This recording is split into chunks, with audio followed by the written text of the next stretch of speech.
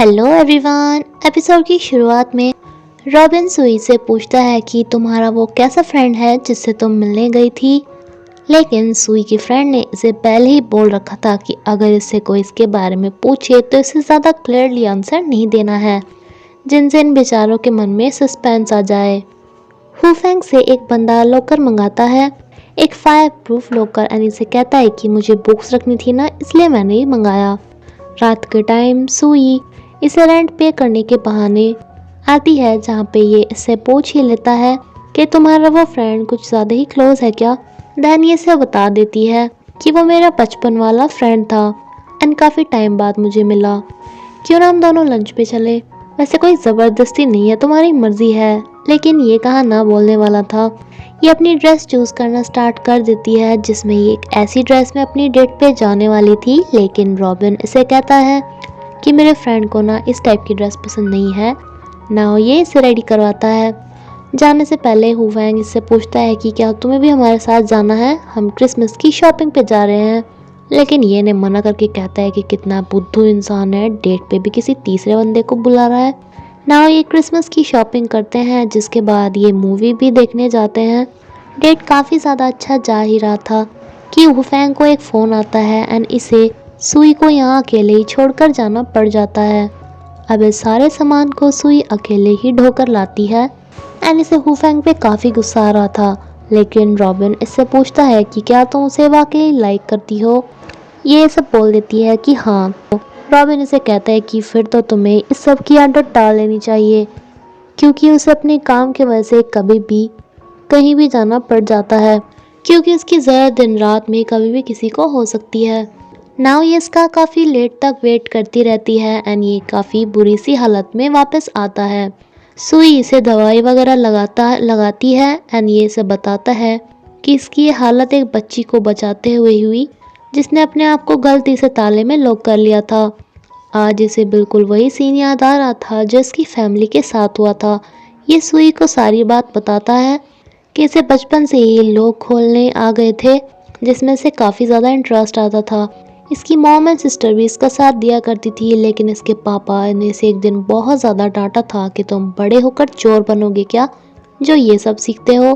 फिर भी अपनी पापा को बिना बताए ये लोग खोलने की प्रैक्टिस करता रहा, लेकिन इसे नहीं मालूम था कि इस काम की से इतनी बड़ी सज़ा मिलेगी।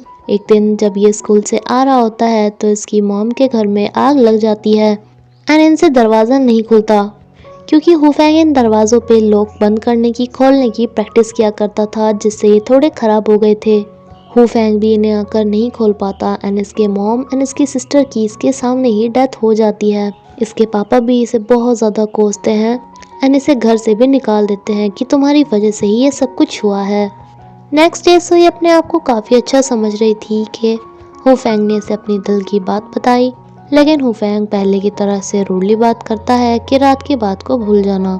रॉबिन की फ्रेंड इससे फिर से पैसे मांगने के लिए आती है कि मेरे बॉयफ्रेंड ने अपने दोस्तों के साथ मिलकर पैसे लगाए थे एक बिजनेस पे, लेकिन उसका एक दोस्त सारे पैसे लेकर भाग गया। रॉबिन इसे समझाता भी है कि उसने लोगों पे से कर्जा ले रखा होगा एंड फिर वो पैसा कहीं पे लगाया होगा जो डूब गया एंड वो तुम्हें झूठ बोल रहा है एंड अब उन बंदों के पैसे उसे अपने आप कहीं से इकट्ठा करके देने चाहिए, लेकिन ना कि तुम्हें मांगने चाहिए।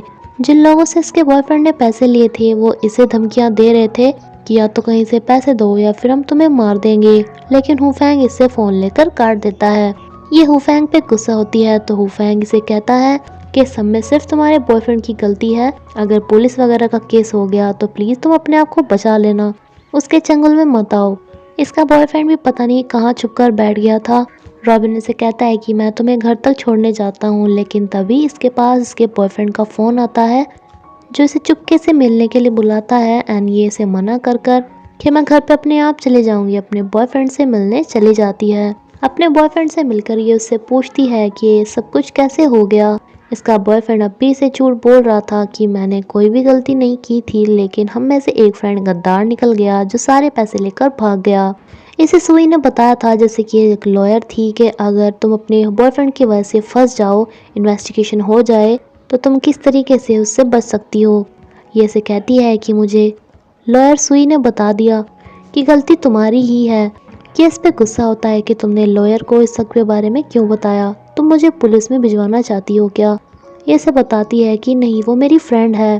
तो ये इसे फिर से अपनी बातों में उलझाना स्टार्ट कर देता है कि प्लीज़ तुम पुलिस वगैरह में इस बारे में मत बता देना। अगर मैं जेल में चला जाऊंगा तो तुम्हारा ख्याल कौन रखेगा? तुम्हें पता है मैं तुम्हें कितना प्यार करता हूँ। तुम्हें क्लब में वो बूढ़ा इतने महंगे महंगे पर्स देता है, मैं इन सबको बर्दाश्त करता हूँ, बिल्कुल भी जेलस नहीं करता। मेरे जैसा प्यार तुम्हें कर ही कौन सकता है? एंड ये फिर से इसकी बातों में आ जाती है। रॉबिन इन सभी को बताता है कि जब इसकी फ्रेंड के पास फ़ोन आया था एंड वो वहाँ से अचानक चली गई थी, तो शायद उसे अपने बॉयफ्रेंड का पता लग गया हो। इस कपल को एक लड़की अपने बॉयफ्रेंड के पास लेकर आती है कि उसे मत बताना कि मैंने तुम्हें यहाँ पर लेकर आया है, लेकिन इस लड़की का बॉयफ्रेंड इन सभी को पकड़ लेता है एंड इन सभी को बांध कर कहता है कि मेरा इतना पैसा डूब गया, अब मैं पैसे कहाँ से लेकर आऊँ? इसका बॉयफ्रेंड कहता है कि मेरी गर्लफ्रेंड के फ्रेंड्स बहुत अमीर हैं, हम उनसे पैसे मंगा सकते हैं। इसीलिए ये सुई को फ़ोन कर कहती है कि मैं यहाँ पर क्लब में हूँ, मैंने बहुत सारी ड्रिंक कर ली है, मेरी फ्रेंड्स ने भी, लेकिन हमारे पास पैसे नहीं, तो तुम कुछ पैसे लेकर यहाँ पर आ जाओ। एंड ये इससे बहुत सारे पैसे मंगवाती है। इस पे गुंडा कहता है कि वाह, तुम्हारी फ्रेंड तो काफ़ी अमीर है। एंड इसका बॉयफ्रेंड कहता है कि क्यों ना बॉस हम उसे ही किडनैप कर लें। कुछ देर बाद जब सुई अपनी दोनों फ्रेंड्स के साथ इस जगह पर पहुंच जाती है तो ये इसे दोबारा फ़ोन करती है, लेकिन ये गुंडा ये देखकर चौंक जाता है कि इसके फ़ोन पे लॉयर सुई का फ़ोन आया है। ये इसे कहता है कि अच्छा, तो तुमने लॉयर भी बुला लिया, पुलिस को बताने वाली हो। एंड इसके बॉयफ्रेंड को भी कहता है कि ये क्या कर रही है तुम्हारी गर्लफ्रेंड? ये कहता है कि ये तो ऐसी ही है, आप मुझे मौका दो, मैं अभी से सबक सिखाता हूँ।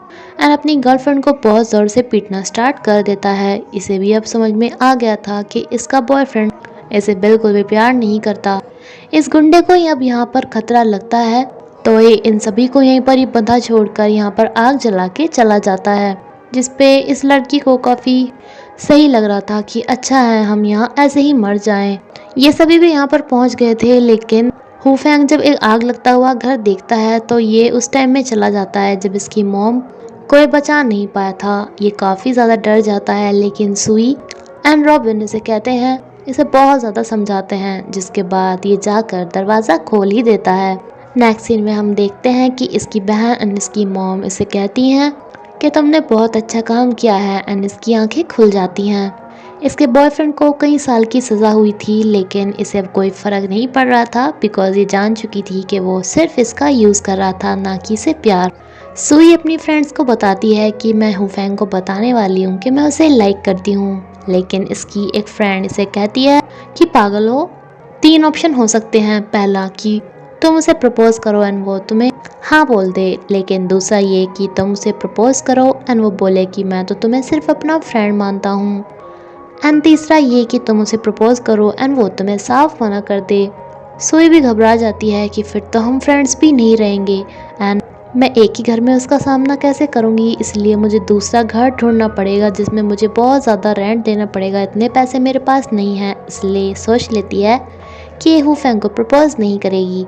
दूसरी तरफ रॉबिन इससे कहता है कि तुम सुई को पसंद करते हो ना, मुझे पता चल गया है, और उसे प्रपोज भी कर दो, अब तो क्रिसमस भी आ गई है। ये इसे प्रपोज करने के तरीके बता ही रहा था कि सुई यहाँ पर आ जाती है। तभी ये दोनों देखते हैं कि सुई के उस फ्रेंड ने इसे बहुत बड़ा टेडी भिजवाया था, साथ में अपनी फ़ोटो भी थी जिस पे रॉबिन इसे कहता है कि सूट बूट पहन के तो ये तुमसे बहुत ज़्यादा अच्छा लग रहा है। ये कहता है कि सूट तो मेरे पास भी है, कल को वही पहनूंगा।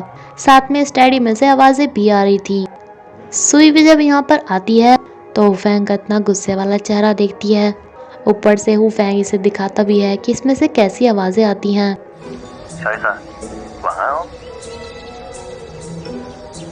सुई अपने उस फ्रेंड को डांटती है कि अब थोड़ा ज़्यादा ही नहीं हो रहा है, ऐसे तो हुफैंग गुस्सा हो जाएगा।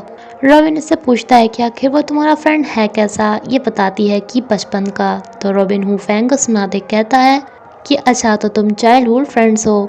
सुई कहती है कि हाँ, वो फेस्टिवल आने वाला है ना। तो रॉबिन कहता है कि देख लो हुफैंग, क्रिसमस आने वाली है, अब तो समझ जाओ। रात के टाइम हुफैंग आके इस टेडी की बहुत बुरी वाली पिटाई करता है। अब थोड़ा ज़्यादा ही हो गया था, इसलिए सुई इसे बोल देती है कि क्यों ना हम काम ख़त्म करने के बाद डिनर पे चलें। ये भी ज़रूर सी आवाज़ में हाँ बोल देता है, बट वाकई में ये दोनों काफ़ी खुश थे। ये अपना सूट पहन कर आता है, लेकिन रॉबिन इसे कहता है कि इंटरव्यू के लिए जा रहे हो क्या, इसलिए ये इसकी ड्रेस चेंज कराता है। सुई भी काफ़ी ज़्यादा एक्साइटेड थी एंड ये इसके ऑफिस के बाहर भी आ गया था इसे पिक करने के लिए। बट एन मौके पे छुट्टी होने पर इसका बॉस इसे बोल देता है कि तुम्हें आज थोड़ा ओवर टाइम करना पड़ेगा। अब बेचारी सुई को इसे मैसेज करना पड़ता है कि तुम घर जाओ, मैं तो बहुत लेट आऊँगी, डिनर नहीं हो पाएगा। एंड इसी के साथ ही एपिसोड ये भी ख़त्म होता है फ्रेंड्स। अगर आपको ये वीडियो अच्छी लगे देन प्लीज़ लाइक करिएगा। Thank you.